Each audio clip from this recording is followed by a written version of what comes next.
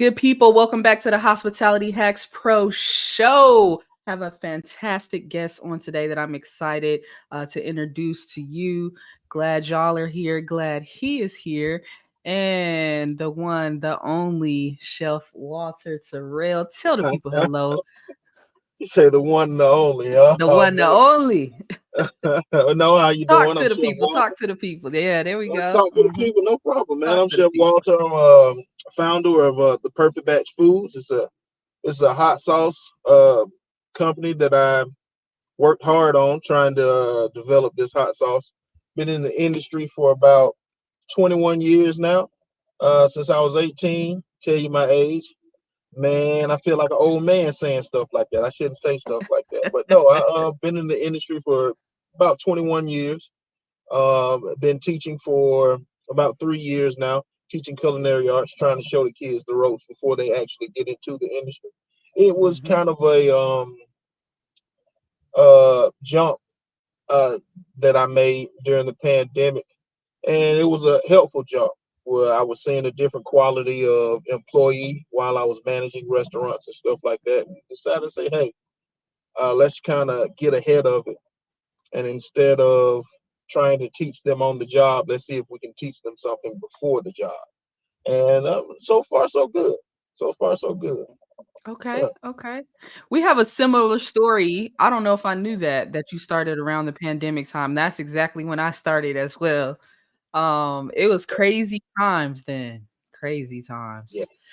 I Yeah. like to say I did the hard part first. Because with all that remote learning and kids on video and not wanting to show Okay. their face and all that, it Yeah. was it was it was rough. It was If you rough. can But get through that, then you can get through seeing them in the classroom, right? exactly, exactly, Yeah, exactly. that's the easy part. Getting them in the kitchen is the easy part. It's it's the lesson part that's the difficult. The book part that's the most difficult. Mhm, mhm, Yeah, at least that's mhm, how I found it anyway. I like to cook. I like to be in the kitchen. I'm real mhm. nervous when I'm like a little nervous type when I get in the classroom, but for the most part, I try to um, give the kids something they can relate to, or at least make Mhm, it funny. You mhm. know, at least make tell them some of my old stories about how Right, I kicked right. the trash can over a girl's head. Yeah, Uh-oh, wait a minute now. they laugh What? about it. They laugh about it. Right, I do too now. right. Yeah. Well, what happened there? I mean, I kinda wanna know now. Uh, you know, um, when you need runners, right? Hey, come get it. When you need runners, you need runners. I Yell for said runners. now, We I mean yelled for right now. runners all night. It was like a busy Friday or Saturday night. Yell for runners all night. I said, dang it, let me get runners. I didn't say dang it, but I let me get heard. runners. I said, Mhm, God, turned around, kicked one of the big gray trash cans, what makes mhm, it so bad. Kicked it all the way over across probably about a good 10, 12 feet over mhm, into the dish pit, flew over a mhm, girl's head who was walking in. And mhm. at that time, yeah, I got runners after that. But I was about to say, I, I I, bet you got some oh yeah, runners. I almost had one of my cooks come around, take his apron off, like I got it Right? fixed. Like, what you need, what you need. But no, I used to have all of those types of moments, those Gordon Ramsay type moments, but not Mhm, not necessarily Gordon Ramsay. I didn't call anybody an idiot sandwich or nothing like that. Even though we all mhm, know that's for TV, Gordon Ramsay is not like that for real when you're trying to learn. You mhm, know what I'm saying? mhm. Right, But right, right. I've had some of those. I've had similar moments. I've had similar moments. Yeah. But yeah, I no, understand. I don't do that with the kids though.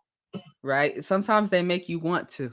Oh yeah, But I want to kick a trash can every now and again. Yeah, no, but I don't want to tarnish our relationship that we have with the right. kids. 'Cause as soon as you do something like that, for one, you get a parent of, but two, they kind of lose respect for you after something like that. Mhm. And Okay. I want to keep the respect factor, you know. I get it. I get it. And I'm getting So older. I don't have my heart can't take all of that stress like that. listen, don't get your pressure out. Don't let them stress you out. Oh yeah, for sure. Oh yeah, for sure. So take me back, Chef. Let's just go back just for a second. So you said you started in the industry when you were about 18 years old. So That's tell right. me about that journey. I know a lot of people start maybe dish pit or bus boys or posting or something like that? What was your entry point coming into the Dish pit. industry? I Dish fit. There we was on go. a military base in Fort Gordon in Augusta, Georgia. My mother got me that job, as a matter of fact. It was on the military base with Ron Lynn Food Service at that time. They're not there anymore, I don't believe. Um, but I was doing dish and pretty much anything that they needed me to do. I did dish. I also ran the commissary. I was on the commissary truck that would bring the different types of foods to the different mess halls that were Mhm. on the base. But for the Mhm. most part, I did dish. I worked the line a little bit. I didn't cook anything at that particular time, but I did work the line, like Mhm. serving line, buffet line. So when the soldiers would come through during lunch, you know, burger, no, hamburger, pizza, no, pizza, hot dog, or you can go to the hot dog station, grab your hot dog, fried chicken, what you got, what you want, slop it on their plate, then they go eat. Those old ladies were cooking back there, though. You hear me? I They hear you. had the giant tilt skillets. It looked Mhm. like the hood of a Chevy. That's how big Okay. this tilt skillet was. You know what I'm saying? And Mhm. they had the bottom of that sucker filled with smothered pork chops. You hear Back there me? getting busy. Getting busy. You hear me? Getting busy. And it tasted Yeah. and it was good too, you know. It Mhm. was good. But Mhm. they put in hard work back there, man. And the dish machines that they used to have were like these huge, oh man, huge, almost two-story dish machines that ran the dish trays and plates and all of that stuff like on a Mhm. conveyor belt, and it dropped it Mhm. down in this big steam, and it had a steam sanitization that comes at the end, and you pull the stuff off. Mhm. By the time you pull it off, it's dry, ready to go. And then Mhm. you just, you could run trays. As a dish person, you would either run the dishes or you would run the trays to the different areas where they needed the trays and stuff like that before they walked through the buffet line or the cafeteria Okay. line. Started doing that. Then I went to Johnson and Wales. But before that, though, in high school, my home ec teacher in high school, she was really, really pushing Johnson and Wales on me for some reason. Mhm. Don't know why, but she Mm. was really pushing Johnson and Wales on me. Uh, we did like a student-based enterprise at my high school. There was a technical college that opened up a facility next to our high school, and we catered that particular opening. So that was pretty dope. That was cool experience at like 17 years old. Um, uh, but she pushed me 17 going on 18. She pushed me to go to Johnson and Wales. I applied for Johnson and Wales. Johnson and Wales was the only school that I applied to, and I remember that summer while I was working with the on the base. I was at home making some smothered steak, peppers and onions with Mhm. some rice, and I was in the midst of smothering my steak, and I got a phone call. Johnson and Wells on the other end say, "Hi, we'd like to speak to Walter Jr." And I was like, "This is he." I was like, "Hey, how you doing?" "Well, we got some good news for you. You've been accepted." I was like, "No." There we Yes. go. Well, I guess I'm going. I'm moving to Charleston, baby. I'm taking my, I'm taking my talents to Charleston, baby. There we go. Okay. But no, got into Johnson and Wells. Worked on, worked in. We did internships with Johnson and Wells. So my internship consisted of many different facets of the culinary world: catering, Mhm. fast food, small cafes, like making sandwiches and stuff like that. And Mhm. after that, I ended up working on one of the islands at the Isle of Palms and worked in a restaurant there called Edgar's. They were cooking prime rib, oysters on a half shell, all that kind of stuff, man. Hey. Mhm. Ossobuco, doing all the fancy things Mhm. that you would see Mhm. and stuff like that. Was working with them, worked with them during the summer, my second year of Johnson and Wales. And then after my second year at Johnson and Wales, they moved everyone from Charleston to Charlotte, and Mm. they paid for a good little bit of stuff for us. They ain't paid for everything, but To like they paid relocate. for something. And got us Okay. to Charlotte, and I've been in Charlotte ever since. That was in '05. I've been in Mm-hmm. Charlotte, yeah, ever since '05. Okay. Now, where'd you say you were from? I think I missed it. I didn't. I'm from Oh, Georgia, where you small from? town, nowhere, Georgia, like 30 miles southwest of Augusta, Georgia, where they hold the Masters. Small town Okay. called Avira, Jefferson Okay. County. Yeah, Gotcha. one Gotcha. caution light, you know. That small. Okay. Country boy, real country boy. Grew up on a farm, chopping wood, picking peas, picking pecans, all that good stuff. Oh yeah, Okay. Okay. Okay. And oh so yeah. Charlotte got a hold of you, and you've been here ever since, huh? Been here ever since. Yep, that's right. Okay. Well, I Okay. had in my head like, yeah, well, I can't go back home, man. I don't want to go back home because Mm-hmm. you leave home or you stay home and you get stuck, and I didn't want to get Mm. stuck. So Mm-hmm. I got stuck in Charlotte. No, I'm kidding. I'm playing. Because I've been to Texas.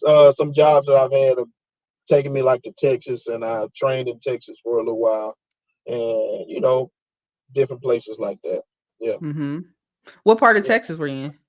I was in Arlington, Okay. where the Cowboy Stadium is. Awesome stadium, Okay. and right across from oh man, what's the baseball team? Forgot the baseball team that was in Texas, but they Can't right even help you across with from the that one. baseball arena, and they also did, oh man, rodeos and all that stuff. Like you would think Okay. the games were crazy, the rodeos were crazy. Oh yeah. The Okay. rodeos were crazy. Yeah. Texas is coming up though. I've heard some really, really good things. I've been to Houston a couple times. Oh yeah. A friend of mine just relocated recently to San Antonio, and Okay. it's I'm hearing some good stuff. It's So crossed my mind to thought stick a about toe moving. over there. I don't Also know. Yeah. met my wife, and I was in Texas with my wife was still here in Charlotte, and I was in Texas for like 2 months. But Mm-hmm. we were in the Dallas. I was in the Dallas Fort Worth area, and Dallas was a really growing city. Mm-hmm. Having all the different types of food spots that were, Mm-hmm. you just don't think would be in the South or in an area like that. Mm-hmm. Um, Serving all the stuff that you kind of see now, where people are like, "Hey, we're trying to elevate soul food." You know what I'm saying? Mm-hmm. Mm-hmm. And we're trying to elevate country cooking and stuff like that. You know what I'm Mm-hmm. saying? Mm-hmm. They were doing things like that in Dallas. Yeah, Okay. Dallas So is your hippie cowboy, the hippie your hipster cowboy. cowboy, not hippie, hipster cowboy. That's what I mean. The hipster cowboy. Yeah, Yeah, I got on the boots and the hat, but don't put me on a horse. You know? Oh yeah, yeah, yeah, yeah. So but can you let me ask you this because um I know for me personally, when I got into the industry, started doing stuff, it took a while for me to really take it seriously. So I had a few jobs here and there, I was making money, but it was always kind of um there, but it wasn't my focus for a while. Can you pinpoint a moment in time where you were like, okay, I'm really gonna just go full throttle on this thing. This is what I'm gonna do. I'm in food service and hospitality. Like this is my thing. it was always something that I was gonna do. I remember Mhm. just being in middle school. We had like a show and tell or something like that, and I had a friend who would frequently remind me once we got in high school of this chili that I made when I was in middle school. You know what I'm saying? So he kind of it was like, yeah, man, that's what he gonna do. I remember Mhm. um we had a little news broadcast in my high school, and they interviewed me on the news broadcast. So I guess Mhm. it was kind of my thing, even if I didn't want Mhm. it to be. You know, Mhm. Okay. I wasn't really trying for it to be my thing. I didn't know what my thing was. Mhm. But once I got into it, it's all about taking it serious, especially when you got to pay bills. Oh, Um, for sure. Working with O'Charlie's, I remember the chef that was at O'Charlie's. I got in Johnson and Wales. Was in Johnson and Wales from Charleston, and I saw the difference from the Johnson and Wales in Charleston and the Johnson and Wales in Charlotte. The Johnson and Wales in Charleston, you were royalty if you came out of Johnson and Wales in Charleston, Okay. and you would go to a restaurant. They tell them, hey, I'm from Johnson and Wales. I went to Johnson and Wales. You got the job on the spot. It was more like how much you want to get paid. You get what I'm Mhm. saying? Versus we're gonna have you on this interview now. You come from Johnson and Wales, and especially if you had one of the professors that could back you, Mhm. it was more like, hey, how much you want to get paid? Because Mhm. I know you got the chops, you know. Versus here in Mhm. Charlotte, everything was new, and they saw Johnson and Wales on the paper, and it was like, what's that again? Oh man, I was Mm. like, I'm trying Mhm. to come in. In Mhm. Charleston, I would come in, lowest I would get paid was $12. You know, so I'm Mhm. trying to come in Charlotte at least $11 or $12. Mhm. Um, got to O'Charlie's, got to O'Charlie's, and the guy told me he was gonna pay me $7.50 to be a food runner. I was like, Mm. but I was Mm. hungry. I needed a job. I needed one Right. bad, you know. Right. So I took the Right. job and got my first check, and he was paying me $7.25. He didn't even give me the Ooh. 25 cents. Um, did a great job running food. Then I became the outside expo person and got another $3. Okay. So I got paid 10. Mhm. Um, I told the guy from doing expo, I went over to front side salad where you just put the toppings on salad like croutons and you Mhm. put the dressings on and stuff like that. And then you would Mhm. pass it along to a food runner so they could take it to their table. So I ended up doing that and I was like, hey man, I wanna be on the line. I wanna get on the line. Let Mhm. me get on the line. So I came Mhm. from working on the line, you know, in Charleston. He was like, nah, he was kind of iffy about it. I was like, all right. So Mhm. I begged him. He put me online. He put me on salad on the other side. So instead Mhm. of face, I was now the person who I was facing when I was trying to put out salads and stuff. Mhm. And I remember one night in particular, it was a Friday night. It was busy. That O'Charlie's had just opened. So it had been open for like, oh man, 3 months. So I moved. I was moving around within a three Mhm. month period. Um, Mhm. he looked back. Ticket times were high. He looked back. He said, "You wanted to be on this line so bad.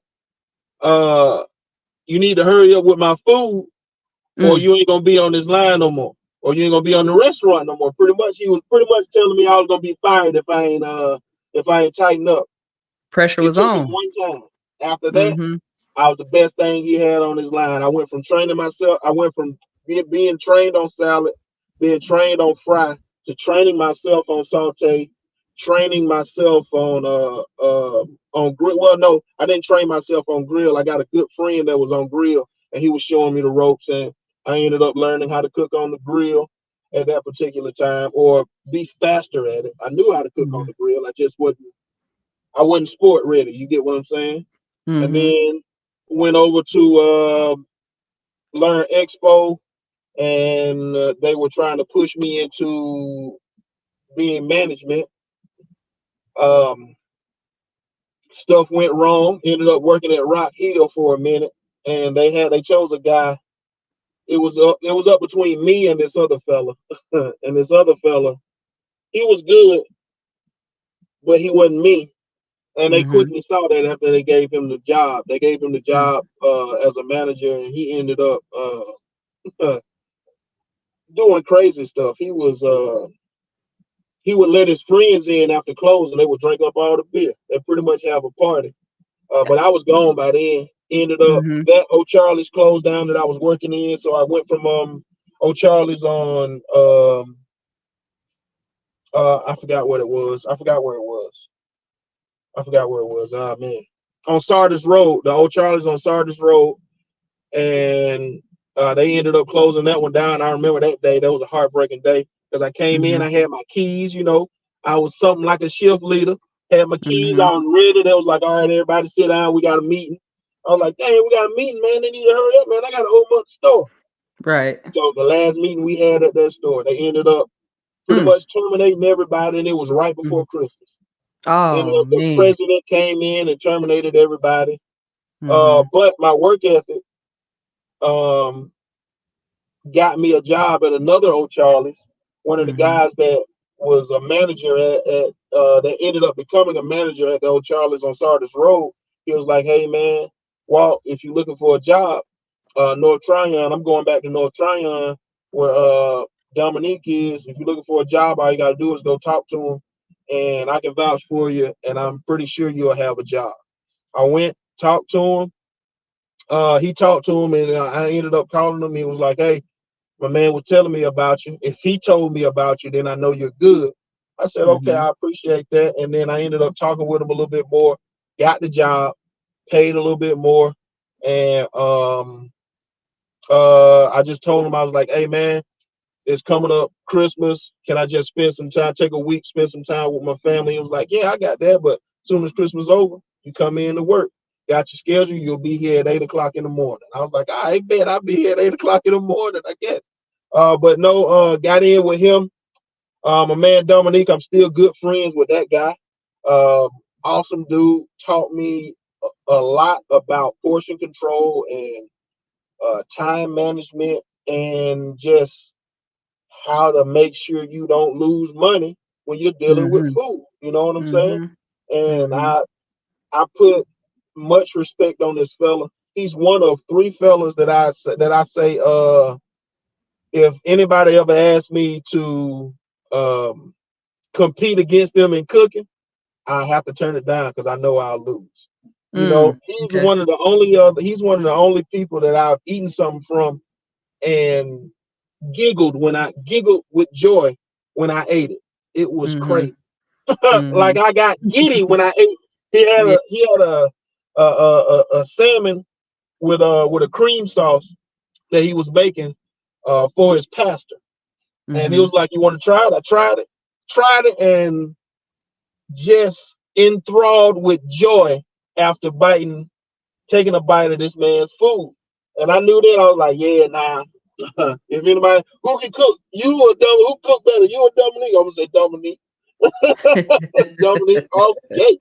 And there's two Uh-huh. other people that I dare not compete against when it comes down Mhm. to cooking. I throw my hat in the ring. I throw my towel in before it even Mhm. starts. I'm trying to tell you, they're just that good, you know. And I learned Mhm. from, and I've taken something from them, um, uh, from when I started with them to now. A Mhm. lot of the techniques that they brought on, I end up using. But you were talking about when did I take it serious?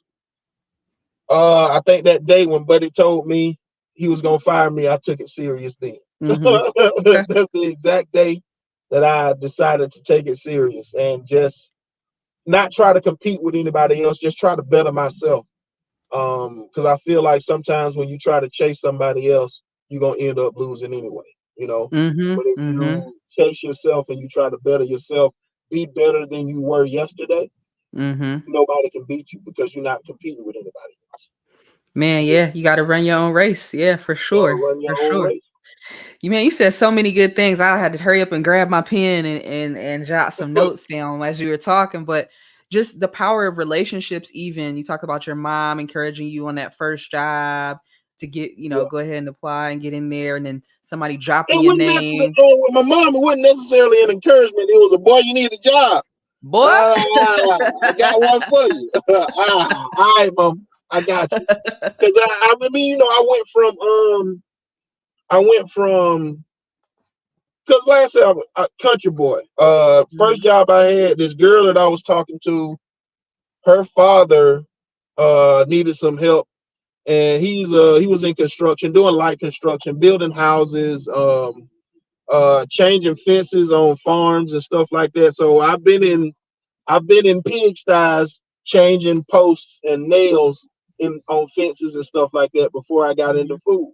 Mhm. But it was kind of a yeah, you got to get a job. Now, like you're right, Mhm. I do have to get a job, and I Mhm. don't want to, nail posts for the rest of my life. So I hear you want that. this Yeah. food thing? Well, here you go. I got something Mhm. for and Mhm. that's pretty much how I started. So yeah, Yeah. Also, not to you mention my mentioned aunt Gwen. Mhm. My aunt Gwen, who was like my mother, um, just being around her, learning food from her, and learning Mhm. food from my uncles because they used to slaughter pigs and stuff like that. And Mhm. something that I would always say that I tell people that I'm about to tell you now. Um, I went to Johnson and Wales and paid all that money, Mhm. and just to learn the exact same thing that I was running from at home. Uh, Mm. my uncles, they slaughtered pigs, so that was meat cutting. You had to do meat cutting at Johnson and Mhm. Wales. And I was like, man, the very first thing that I learned how to make was gravy. My aunt showed me how to make gravy from frying Mhm. pork chops. You make your roux, you put your Mhm. liquid in, making sure your liquid's warm so everything doesn't glump up. And Mhm. the very first thing I learned how to make in Johnson and Wales was gravy. They showed me how to make a roux. They Mhm. told me to keep the water or the liquid warm so it wouldn't Mhm. clump up. And I said, get out Mhm. of here.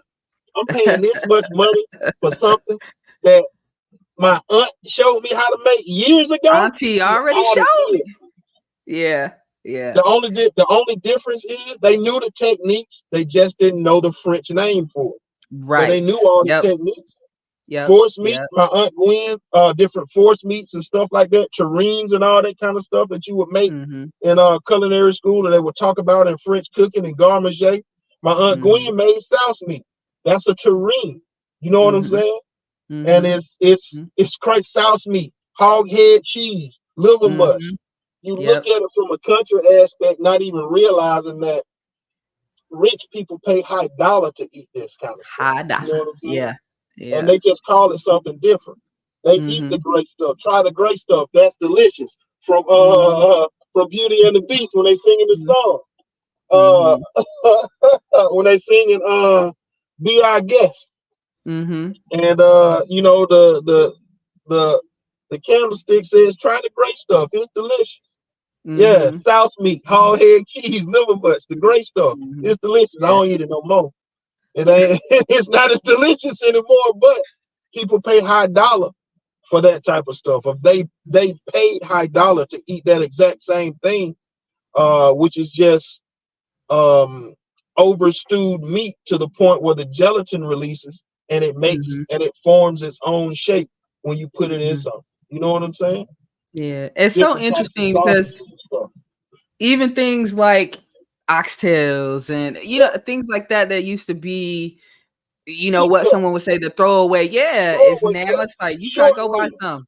Yeah. Yeah, Go try to buy some. It's up. high That price dollar. is Short up. ribs used to be throwaway meat. You know what I'm Mhm. saying? They came from the Mhm. larger primal, and then they cut that stuff off, and that was something that the butcher would take home. You know what I'm saying? The Mhm. oxtails, Mhm. that's something that the butcher would take home, or that's Mhm. something that they would give to somebody else, give to an animal, give to a dog, or something like Mhm. that. And Mhm. our people ended up making it into more than just what it is, than Mhm. just Mhm. a piece of trash meat. You know what I'm saying? Right. Right. I was watching High on the Hog. We getting into something else. I'll talk about food all day. I was watching High on the Hog, and Mhm. they said something on there that just resonated with me. Um, to the point where it was like, oh man, I never thought of. I always put soul food on a pedestal. You get what I'm Mhm. saying? I always Mhm. thought that soul food was great because it came from nothing. You Mhm. made nothing. You made something from nothing. And Mhm. they said that soul food in itself is an elevated food. You get Mm. what I'm saying? Because you Mhm. took nothing and made something that was actually edible and palatable. You get what I'm Mhm. saying? Mhm. So soul food inherently is already elevated. So to elevate soul food even more is like, how can you get higher than heaven? You get what I'm saying? Mhm. That's crazy to me.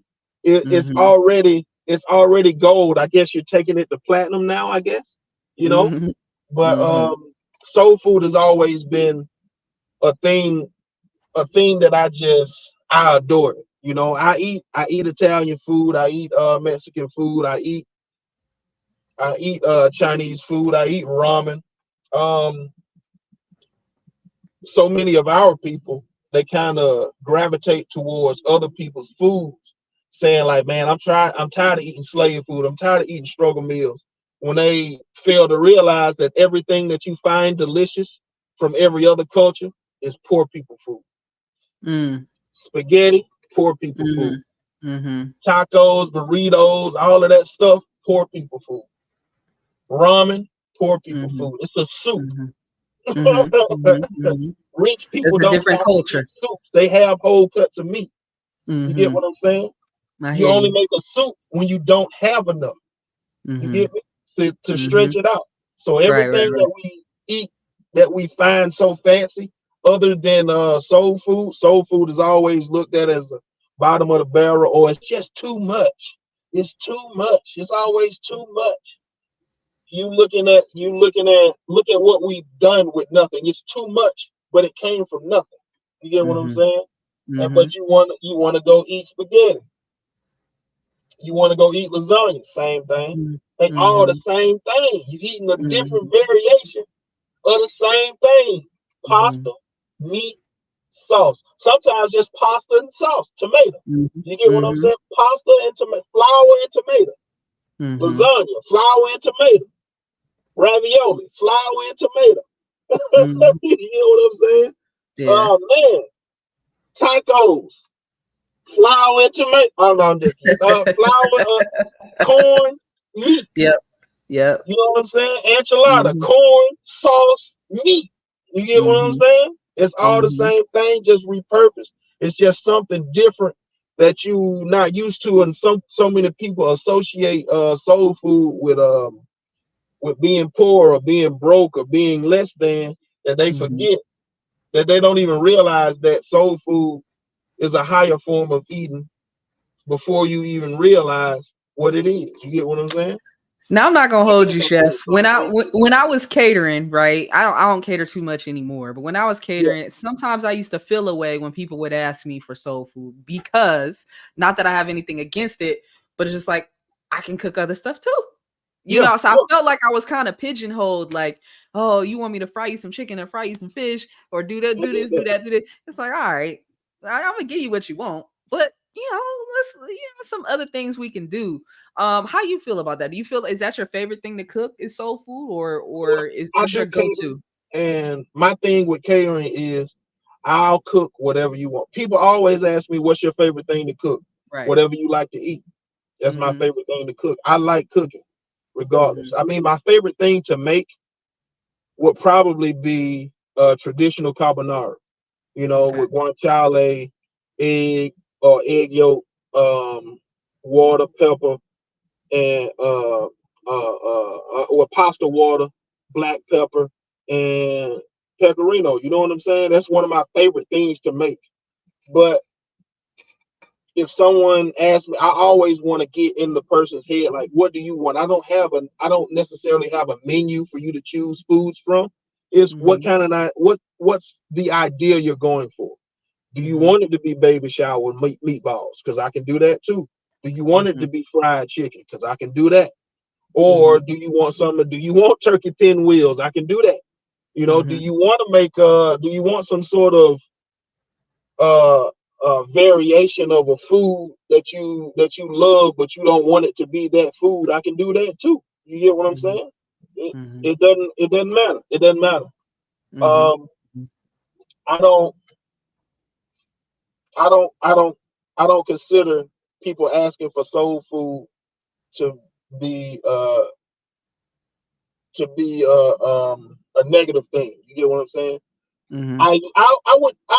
I agree. I used to think like that. It was like, oh, you want fried chicken? You want watermelon with that too? You get what I'm Right, right. saying? Then it took for me to learn what those foods meant. You get what I'm Mm-hmm. saying? For me to Mm-hmm. be like, all right, you want fried chicken? Because even if people get tired of it, you still got to cook it right. You get what I'm Mm-hmm. saying? Because so Mm-hmm. many people will be like, man, I'm tired of fried chicken. But if you give them some nasty fried chicken, they'll never forget you. Mm-hmm. You get what I'm saying? But if you cook them Mm-hmm. some good fried chicken, they'll never forget Mm-hmm. you. And Mm-hmm. everybody eat fried chicken. Mm-hmm. Colonel Sanders ain't a black man. Right.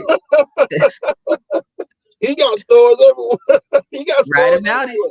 You right about it. You right You know about what I'm it. saying? So bring us into the perfect batch. Connect the dots for us. How Oh do we man, get hot into this sauce. space?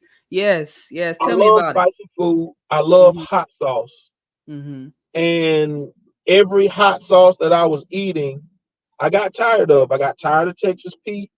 Mhm. Got tired of Frank's Red Hot. Got tired of Tabasco. It just tastes like hot vinegar.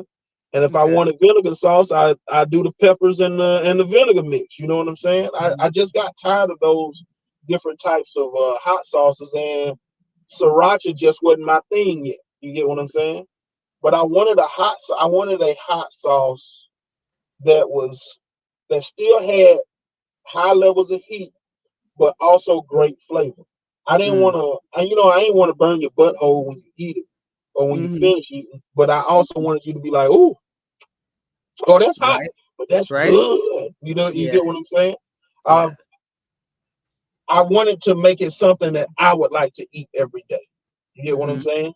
Mhm. And the perfect batch, it went through multiple names. My wife, she was like, "How about call it the perfect batch?" I was shaking. I was like, I don't know. I don't like it. It didn't ring. It didn't ring Mhm. like I wanted it to because it wasn't the name that I originally chose for. Mhm. But it ended up sticking, and it made sense. It was like because I went through maybe three different iterations of this hot sauce before I got the one that I wanted. You Mhm. know what I'm saying? And Mhm. I guess this was the perfect batch. You Mhm. get what I'm saying? So Mhm. that's kind of what stuck, the perfect batch. Not only did I make a hot sauce, but I made a low sodium seasoning as well. And that was when I lost weight the second time. Mhm. Um, Went to the doctor, had high blood pressure issues, and I was like, oh man, I don't want to eat hospital food. You know what I'm saying? I still want my food to taste good, so I decided to make a seasoning that was low sodium, but it still packed great flavor. It can enhance anything. You can use it as a seasoning. You can use it as a marinade. You can use it while you cook. You can use it as a dusting after you cook. You get what I'm saying? Mhm. But they kind of complemented each other. You know Okay. what I'm saying?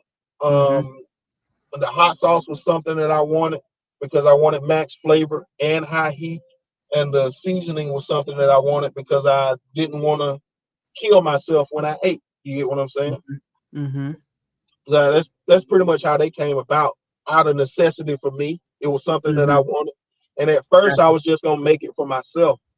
Mhm. Um, I was working at Texas Land and Cattle at the time, and my homeboy Antoine, he kind of helped me like perfect the flavors as I was adding stuff. I was like, taste this, and he was like, nah, I don't like that, or taste this, like yeah, that's it right there, or this the one. I like I said, I went through like three different versions. I did a cooked version, but I didn't want it cooked, and then I did a fermented version, but I didn't like the flavor, so I kind of combined the two and got the perfect batch hot sauce. I'm Perfect bag. um I'm I'm gonna drop a green sauce here during the summer. My Okay. daughter loves it. I've tested it around. I got a homeboy. He orders.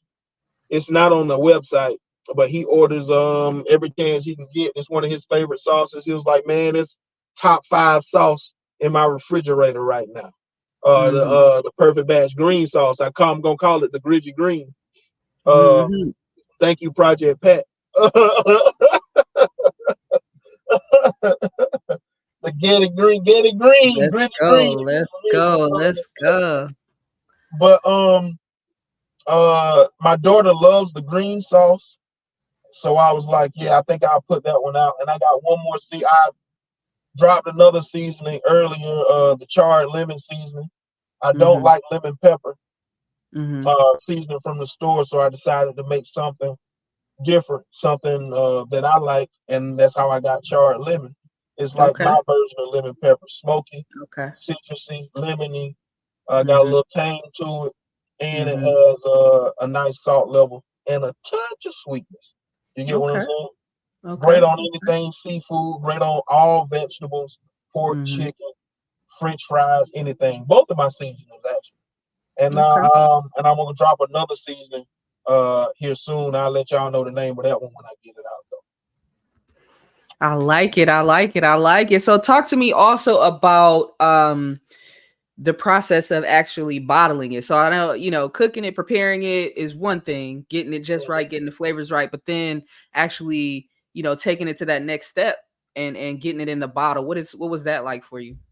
Well, having to try to find the right kitchen to get everything bottled in, and Mhm. that's still a process that I'm still working on, trying to find another kitchen to get Mhm. everything in. But there's processes we have to follow in order to be like FDA approved and stuff like that.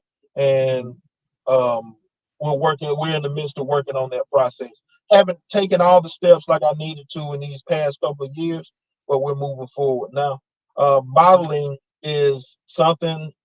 It just I give my sauce the time it needs to ferment, and then one Saturday I just go in and I bottle. I'm pretty much bottling by myself. I go in and bottle, and I'm there Mhm. from like 8 in the morning to like man maybe like 12 in the afternoon, like 12 or 1 in the afternoon, just bottling sauce. Mhm. Yeah, Putting that same work thing for in. season. Hmm. Okay. Okay. Okay. Okay. I like it. I was poking around on the website. I said I was gonna try that. I want to try that charred lemon because my favorite wing combo is like buffalo sauce with lemon pepper on it. Oh And so yeah. I was like, oh, okay. I wonder what it would be like, hit it with the hot sauce and then try that charred lemon on there. So I'm gonna go ahead and put my order I have in. recipes. I'm gonna start printing out recipe cards when I do like pop-ups and stuff like that. Doing more festivals. I have some recipes that I've developed, and Mm-hmm. I got a recipe where you can actually turn my hot sauce into a buffalo sauce or a sauce Okay. like buffalo sauce. I Okay. do half and half ketchup Mm-hmm. and sauce, Okay. um, tablespoon of butter, Mm-hmm. and heat it up, mix it up, and it takes some of that heat off and gives you more of that buffalo type flavor. You get what I'm Okay. saying? Gotcha. Or you can just take my sauce, uh, probably about half a cup of sauce, tablespoon of butter, Mm-hmm. and buffalo. You got that perfect batch buffalo sauce. You get what I'm saying? Okay. And Okay. Okay. you can toss anything in there. Um, Mm-hmm. what I like to do, and we did it for my wife, as a matter of fact, when man, for a baby shower. Mm-hmm. Smoke wings, smoke the wing, Mm-hmm. take the twain spice, Mm-hmm. smoke the wings, toss the wings in the twain spice, smoke them, pull them out, deep fry them to get them Mm-hmm. crispy, Mm-hmm. toss them in more twain spice. Mm. But if you like that buffalo and lemon pepper type thing, I Mm-hmm. would still marinate in twain spice, Mm-hmm. smoke, Mm-hmm. toss in charred lemon, drizzle with the buffalo, with Okay. the perfect Okay. batch buffalo, and I guarantee you'll enjoy what you eat every Man, time. talk about elevation. Hold on now, the smoke and then the fry. Woo. Now, Wait a if minute. you don't use my stuff, I'll show you how to use it. But it's Wait a kind of minute. foolproof, man. The way Okay. I've developed, and people will tell you the way I've developed my seasonings is kind of foolproof, man. It's Mm-hmm. kind of Mm-hmm. foolproof. You can never have enough of it. You get what I'm Gotcha. saying? Yeah. Gotcha. It Yeah. it it, it It takes sounds like it's everything up a hitting. notch. It I sounds like I it's use hitting. it. I'm gonna have to I try use it. it in my house. I don't just make it. I use it Mm-hmm. in my house. You get what I'm Mm-hmm. saying? My wife, Mm-hmm. she uses it. My wife, she likes to use the hot sauce as like a flavor enhancer. She doesn't Mm-hmm. put it on her food. She puts it in the food. You get what I'm saying? Mm-hmm. So because sometimes it can be a little too hot for her taste. She loves Mm-hmm. the green sauce too. And you'll see what I'm talking about once I bring it out. Okay. Okay. Well, definitely keep me posted. Oh, for sure, Keep man. me For posted. sure. Yes, yes, yes. And Chef, I don't want to take too much of your time, but it's one thing I always ask my guests is because this podcast is a personal like baby for me, but also I keep in mind that there may be people watching who are thinking about the industry. Maybe they're young, maybe they're searching. They're not really sure what they want to do. And I know you work with young people quite a bit.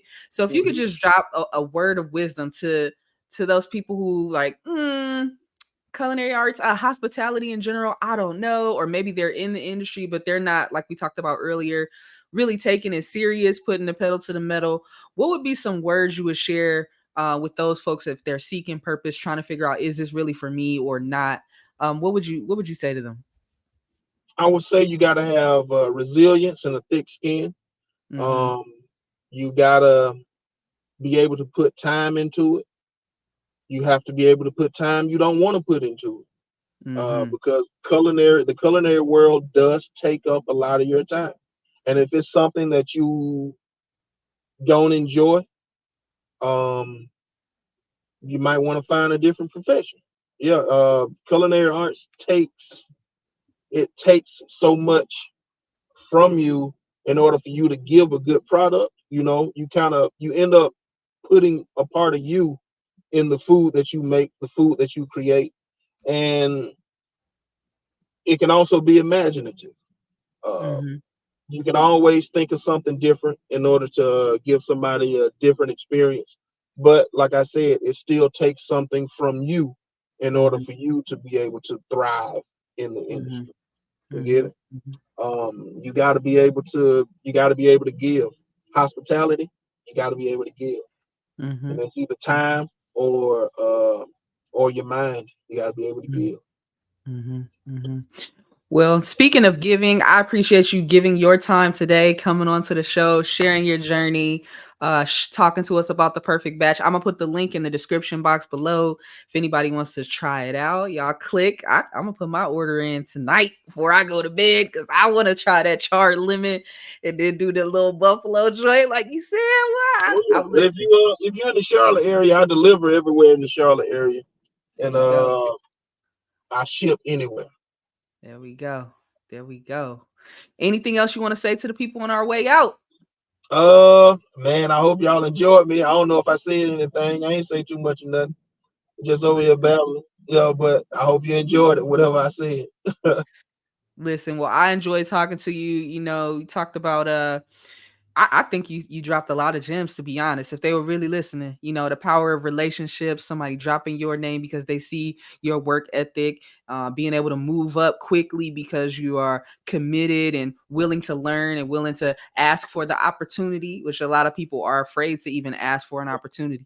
You know what I mean? But putting yourself out there and say, hey, if you don't want to teach me, I'm a learn somehow. Even teaching yourself or asking a buddy, hey, show me what you're doing. I mean, a lot of gems there, a lot of gems there. So again, I appreciate your time coming through.